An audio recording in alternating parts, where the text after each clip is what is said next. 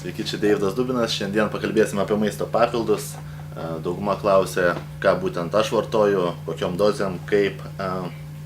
Trumpai būtų pagrindiniai maisto papildai sportuojančiam žmogui turėtų būti vitaminai, omega rūgštis, BCA, žinoma, kas nesurinka baltymų kiekio, ir proteinas.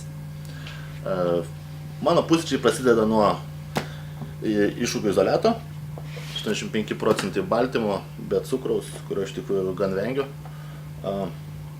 Karts nuo karto įmaišau kokį riešutų kremą ar bananą, kažką tai, kad surinkti daugiau papildomų kalorijų. Vitaminai, mikroelementai, omega, viskas viename, gan patogu, 7 kapsulės ryte kartu su maistu. Taip pat geriu gliutaminą, 5 gramai iš ryto.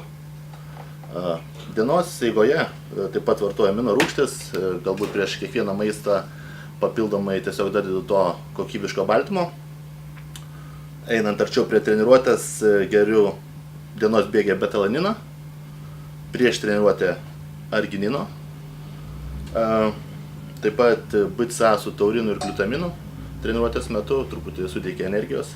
Nelabai mėgstu tų visų papildų, tų pre-workoutų kartu sumaišytų, tai todėl renkuosi būtent atskirai betalaniną ir argininą, nes kaip aš jaučiu savo kūną, man pakankamai užtenka būtent šitų papildų. Tai tikrai yra geras pumpas. Po treniruotės vėl vartoju gliutaminą, amino rūgštis, izoliatą. Grįžtu namo, pavalgau. Prieš miegą vėl seka gliutaminas. Galbūt kiekvienas yra gan individualus ir skirtingai reikėtų parinkti būtent dozes tų papildų, kurios skirtos būtų būtent jums. Stebėti, kiek per dieną surinkate baltymo, kiek angliavandenių ir ar jums reikia dar papildomai.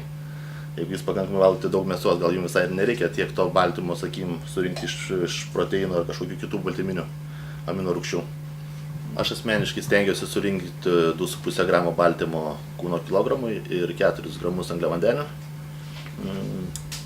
Nebūtinai būtent vartoti visą tai, ką aš pasakiau, tai yra būtent ką aš vartoju ir kokios medžiagos būtent man reikalingos. Kiti mėgsta galbūt daugiau gainerių, kurie nesurinka apskritai kalorijų, bet aš asmeniškai rekomenduočiau vis tiek galbūt tiesiog proteiną, iššūkių proteiną ir dasidėti tų papildomų kalorijų tiesiog iš šokolado, riešutų sviesto ar banano. Kaip sakant, nereikės mokėti už tą papildomą svorį cukraus. Tai tiek buvo šiandien apie maisto papildus, bet esmė tai, kad maisto papildai, taisyklinga mityba ir taisyklingas pratimo atlikimas duos jums greitus ir efektyvius rezultatus. Taigi nedėkit visų vilčių į šitos maisto papildus, o įdėkit daugiau valios, noro ir dirbkite patys daug salėje. Čia buvo Deividas Dubinas.